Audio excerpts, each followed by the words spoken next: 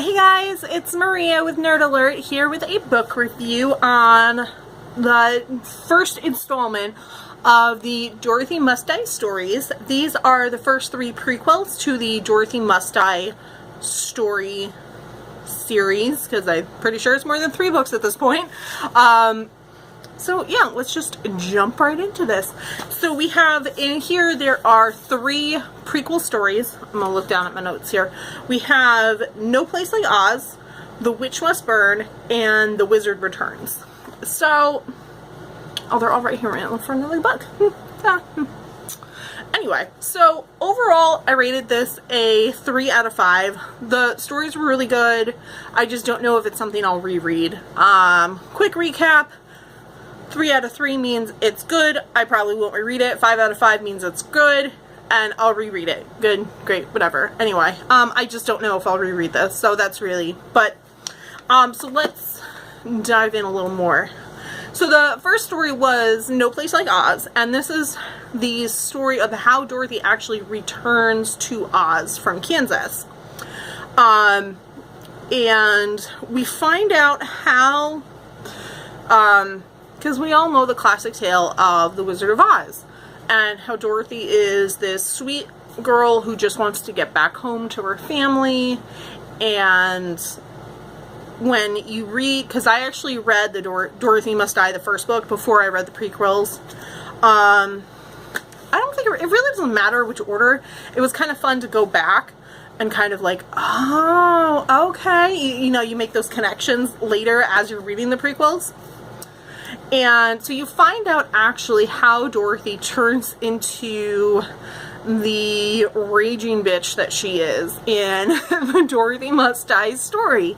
And I think that's really, I don't want to say crucial, because if it was crucial it should be in the actual book, but I really think these prequels bring a lot more light to what's going on in the story that, for whatever reason, didn't make it in the actual books themselves, so they actually wanted to do these individual prequels, which I think is really cool.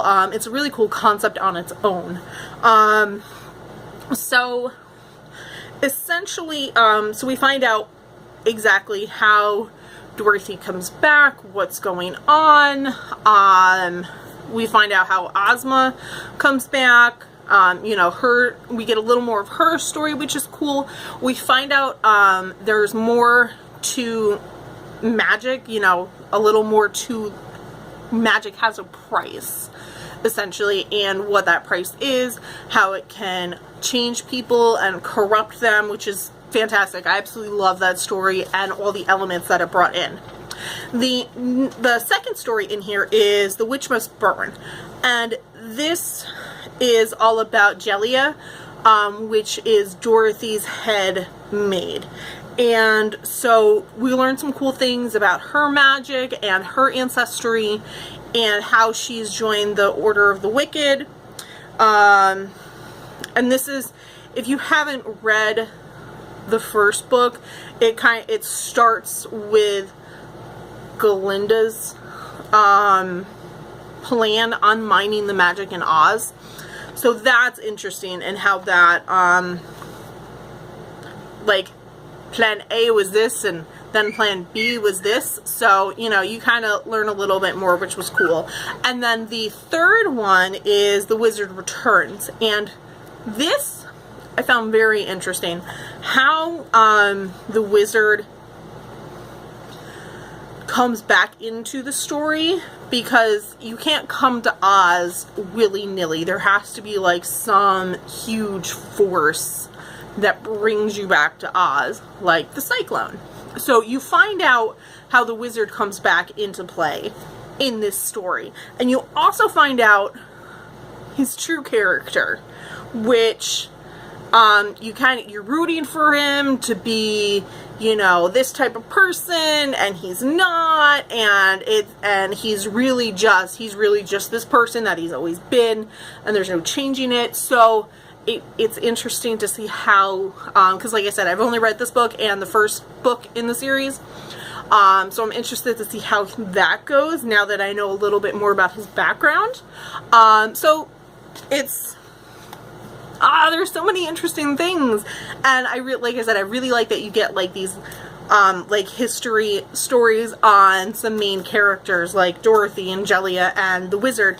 And I know they have more prequel stories out, and I'm really can't wait to read those too, because I really like this series. And I know there's been drama with Daniel Page writing the book. I never got into the drama. All I know is that it exists, but I don't care. It's a good story, and I enjoy it, so I'm going to continue reading it. So, yeah, so 3 out of 5. Like I said, I don't know if I'm going to reread the prequel, so we'll see, but, definitely a keeper, so, yeah, that's really all I have. So, if you haven't heard of this series, I definitely suggest you go check it out. You can read the reviews on Goodreads. Go check out your library. They might have it available for you in physical form or e-reader or audiobook. I am a big Overdrive fan. So yeah, that is all for this video, and I will see you in the next one. Bye!